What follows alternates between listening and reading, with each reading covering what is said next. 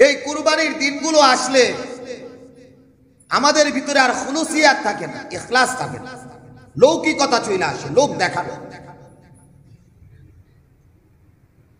নবী আলাইহিস সালাতু ওয়াস সালাম বলেন, মা মিন আমালিন আহাব্বু ইলাল্লাহি মিন ইহরাকিদ দাম। আল্লাহ তাআলার কাছে কুরবানির দিনে সবচেয়ে আমল হলো কুরবানি করা। এটা হইতে হবে ইখলাসের সাথে। আমাদের এখন লৌকিকতা, কুরবানি দিতেই হবে, হারাম টাকা দিয়ে আমি কুরবানি দিতেছি, হারাম টাকা দিয়ে আমি কুরবানি দিতেছি, সুদি করা টাকা দিয়ে আমি কুরবানি। এমন তো অনেক মা বোনদের কাছ থেকেও শোনা যায় যে হুজুর, মানে অবস্থা এমন যে হুজুর সন্তান আমারে প্রশ্ন করতেছে, হুজুর আমার উপর তো কুরবানি ওয়াজিব না, কি করবো? সন্তান আদি এমন ভাবে ধরছে, সুদি করে কুরবানি করতেছে। কই যাবো, কার কাছে?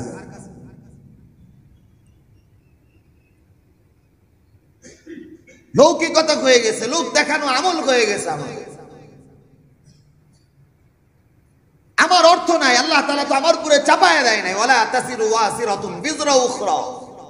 আল্লাহ তাআলা কোন জিনিসকে বান্দার উপরে চাপায়া দেন না। আমি কেন চাপায়া নিলাম? একদিকে চাপায়া নিছি, আরেকদিকে সওয়াবটা গুনাহে পরিণত হয়ে গেছে। হারাম টাকা দিয়ে আমি কুরবানি করতেছি। কেন? বলে কুরবানি করতেই হবে, ভাগ নিতেই হবে, না হলে ইজ্জত থাকতেছে না। আরে ভাই, আপনার ইজ্জতের চিন্তা করতেছেন, ইজ্জতের শব্দ বইলা আপনার কুরবানি আপনি নিজেই নষ্ট করে দিয়েছেন, নিজেই নষ্ট করে দিয়েছেন। আমি দেখতেছি এই মানুষটা যার সাথে আমি ভাগী হইতেছি, সে হারাম উপার্জনের টাকা দিয়ে কুরবানি করতেছে। আপনি জানতেছেন, এরপরেও তার সাথে কুরবানি করতেছেন।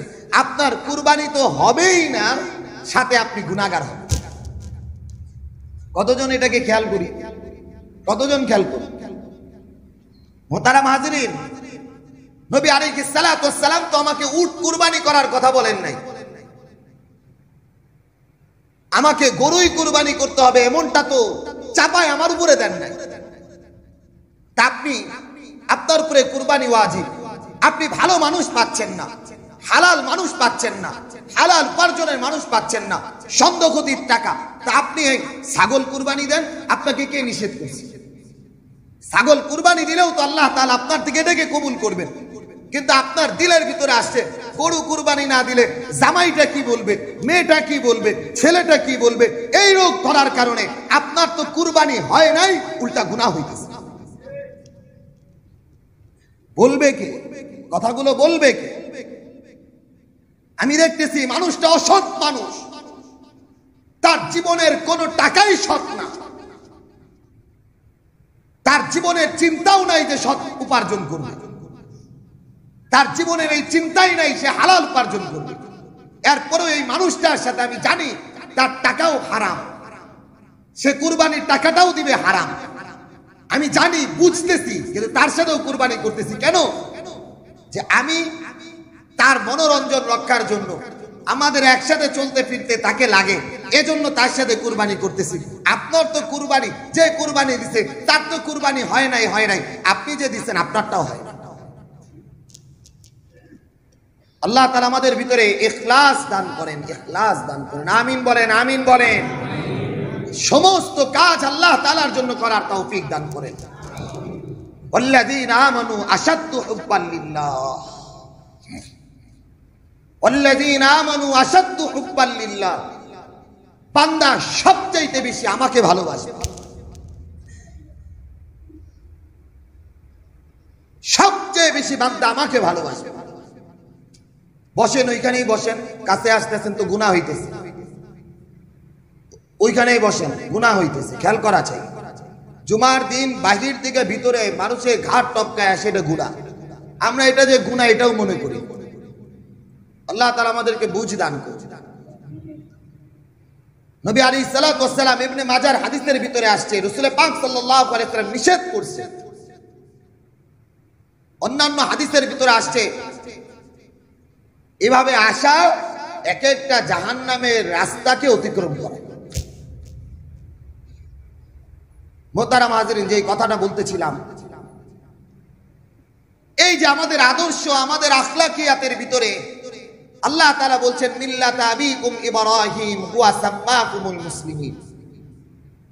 তোমাদের বাবা ইব্রাহিম তোমাদের জন্য আদর্শ, তোমাদের জন্য আদর্শ। নিজের সন্তানের গলায় ছুরি চালায় দিতেছে আল্লাহ তাআলা।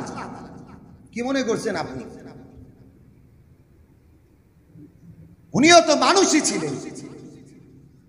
এক একটা ধাপ অতিক্রান্ত করে করে আল্লাহ পর্যন্ত বান্দা পৌঁছে গেছে। প্রথমেই নবুয়তের দরজায় পৌঁছে নাই, নিজের জীবনের সমস্ত কুরবানিগুলো পেশ করতে করতে করতে করতে আল্লাহ তাআলা বলছেন ওয়াত্তাখাযাল্লাহু ইব্রাহিমা খলিলা, আমি ইব্রাহিমকে আমার বন্ধু বানায় নিলাম।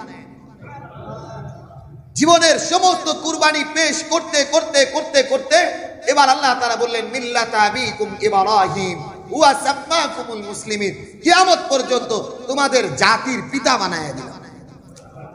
তাহলে কি পরিমাণ কুরবানি করছেন ইব্রাহিম আলা নবীনা আলাইহিস সালাতু ওয়াস সালাম। আমাদেরকে উদ্বুদ্ধ করেছেন কুল ইন্না সালাতি ওয়া নুসুকি ওয়া মাহইয়ায়া ওয়া মামাতি লিল্লাহি রাব্বিল আলামিন। তোমার কুরবানিটাও যেন আল্লাহ তাআলার জন্য হয়, তোমার নামাজটাও যেন আল্লাহ তাআলার জন্য হয়, তোমার রুকুটাও যেন আল্লাহ তাআলার জন্য হয়, তোমার ঘুমটাও যেন আল্লাহ তাআলার জন্য হয়। তুমি যতক্ষণ বেঁচে থাকবে প্রত্যেকটা কদম, প্রত্যেকটা নিঃশ্বাস, প্রত্যেকটা শ্বাস প্রশ্বাস সবকিছু যেন আল্লাহ তাআলার জন্য হয়। আল্লাহ তাআলা বলেন, শুনো, কুল ইন কানা আবাউকুম ওয়া আবনাউকুম ওয়া আজওয়াজুকুম ওয়া আশীরাতুকুম ওয়া আমওয়ালুন ইকতারাফতুমুহা ওয়া তিজারাতুন তাখশাউনা কাসাদাহা ওয়া মাসাকিন তারদাউনাহা আহাব্বা ইলাইকুম মিনাল্লাহি ওয়া রাসূলিহি ওয়া জিহাদিন ফি সাবিল। আল্লাহ এবং তার রাসূলের চাইতে বাবা মার মহব্বত যেন বেশি না হয়, সন্তানাদির মহব্বত যেন বেশি না হয়, বংশ মর্যাদার ভালোবাসা যেন বেশি না হয়, তোমার ব্যবসা বাণিজ্য যেটা তুমি লাভ লসের আশা করো এটা যেন তোমার কাছে আল্লাহ তাআলার কাছে বেশি না হয়। এগুলো যদি তুমি তোমার কাছে, তোমার সন্তান, তোমার ব্যবসা বাণিজ্য, তোমার পরিবার পরিজন, তোমার বংশ মর্যাদা সমস্ত কিছু যদি বেশি হয়, আযাবের অপেক্ষা করতে থাকো, আযাবের অপেক্ষা করো। এজন্য মুহতারাম হাজিরিন, আল্লাহ তাআলার মুহাব্বত দিলের ভিতরে সবচেয়ে বেশি তৈরি করা চাই।